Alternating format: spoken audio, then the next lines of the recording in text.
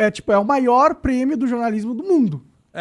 Isso foi, na realidade, o caso do Snowden, quando conseguimos relatar que o NSA e os aliados do governo dos Estados Unidos estavam espionando no mundo todo.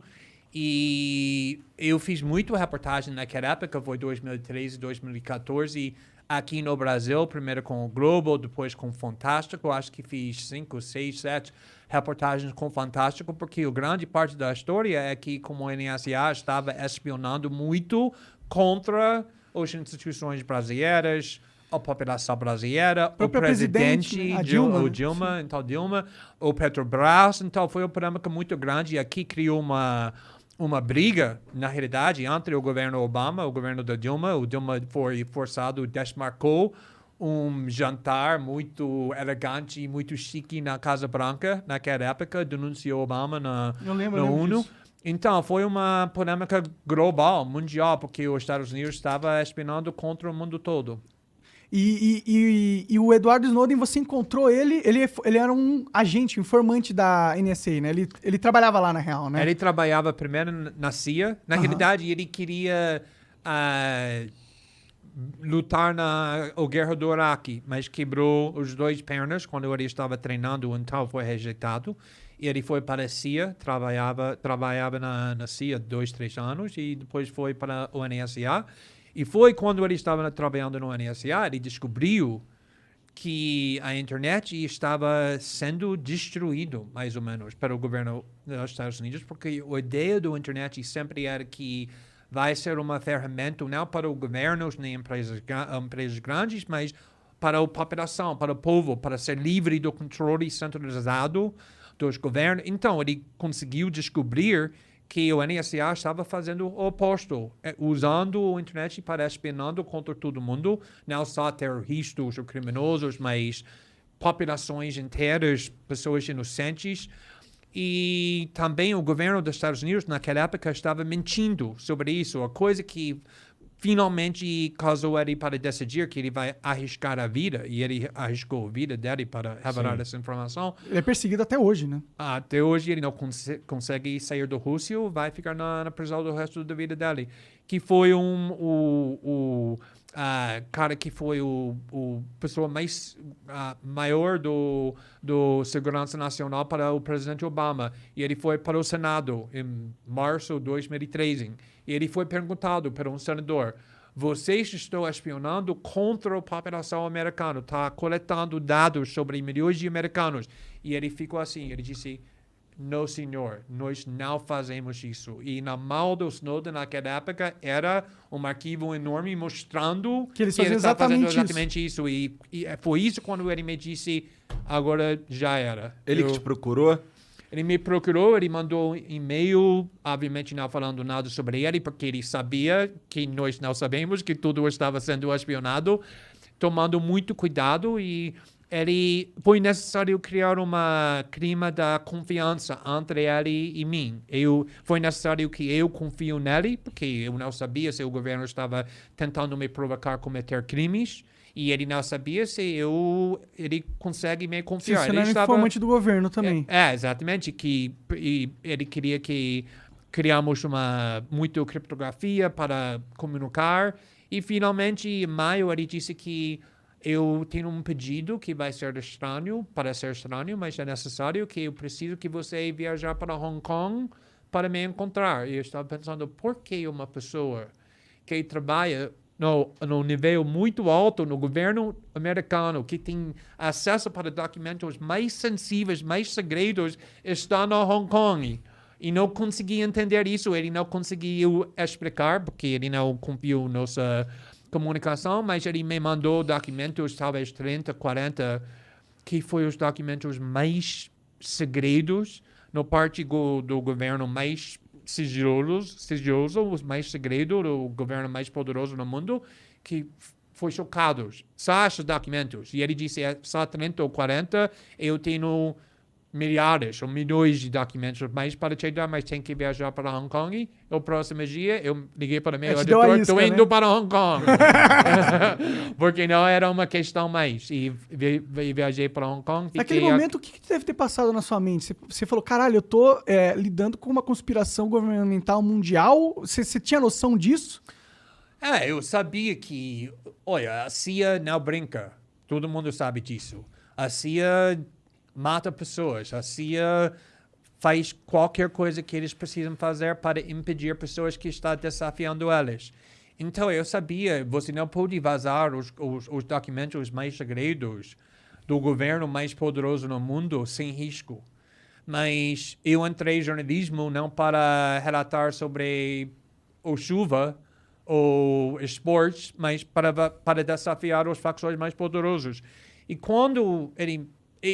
Na realidade, quem me inspirou é o fato que ele tinha 29 anos, com uma carreira com muito sucesso, ganhando dinheiro, tinha uma namorada muito linda que ama ele, que ele ama, mas ele queria arriscar tudo porque ele sentia uma obrigação. E quando eu estava vendo isso, para mim não tinha mais uma escola. Porque se ele está fazendo isso, como eu consegui recusar? Conectou com algo dentro de você que você tem também. Sim, exatamente. Essa a coragem que ele mostrou era e uma contagiosa. Indignação também, né? Oi? E uma indignação, ele ficou indignado, né? Ele não conseguiu aceitar aquele fato calado. Não, exatamente. Imagina ficando o resto da sua vida sabendo que você tem a oportunidade para mostrar a verdade, que o mundo tem o direito de saber, mas você não faz porque você não tinha coragem. Seria horrível. Na realidade, indo para a prisão seria melhor do que ficando o resto da sua vida sabendo que você tinha essa covardia. Sim, você perpetuou uma espionagem em massa da própria população, da própria família.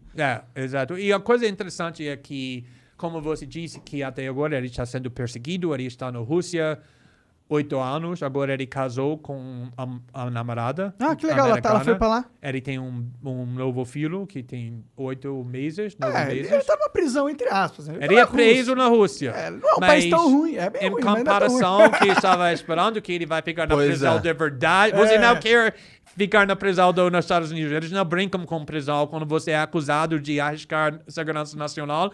A vida dele é muito bom, mas apesar do fato que ele perdeu muito liberdade, até agora eu sempre falo que a pessoa que eu conheço que é mais tranquilo, mais feliz, mais satisfeito na vida é Edward Snowden, porque toda noite ele consegue botar a cabeça na travesseira sabendo que ele fez a coisa certa. E não tem dinheiro, não tem fama, não tem nada que pode comparar com esse valor. Sim. Mas e aí, continua a história. Você foi para Hong Kong?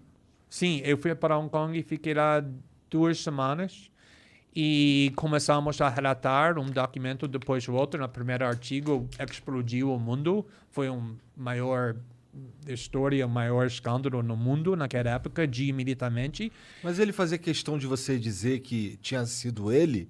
Sim, porque geralmente, quando tem uma fonte assim, por exemplo, minha fonte na Vaza Jato, ele não queria se identificar, ele queria esconder, porque ele não queria ir para a prisão. O Snowden foi tão raro, porque desde o começo ele disse, eu não quero esconder. Eu quero me identificar. Por quê? Porque eu sei que não estou fazendo nada errado. Então, eu não vou esconder. Eu vou ir para o governo e falar, você não precisa me procurar. Estou aqui. Meu nome é Edward Snowden. Fui eu que vazei esses documentos. Eu fiz isso por causa dessa raciocínio. Então, eu disse, deixa a gente ter uma semana, quando estamos relatando, antes de você se identifica, para não distrair as revelações. E depois de uma semana, eu gravei uma entrevista com ele e apresentamos ele para o mundo. E depois disso, a mídia mundial chegou no Hong Kong e me procurando ele. Tinha 200 repórteres lá fora do meu quarto com câmeras procurando ele. Onde está Edward Snowden? Como eu vou falar para eles onde ele estava. E foi um escândalo muito grande. Sim, eu lembro, eu acompanhei na época. Sim. Foi um escândalo mundial que repercutiu em todas as mídias internacionais e na internet e não sei o quê. Porque eu acho que é um assunto que tem muito a ver com a nossa era, que é uma era da informação, da tecnologia, que hoje é possível ter esse controle e a gente tem que, então, discutir o que vem o controle e vem também a responsabilidade que ele acarreta. E a gente tem hoje os governos que dominam esse controle da internet, né? E é uma ferramenta muito importante para eles que pode ser usado para o autoritarismo, que é o que a gente tem que impedir, de a qualquer custo. Exatamente.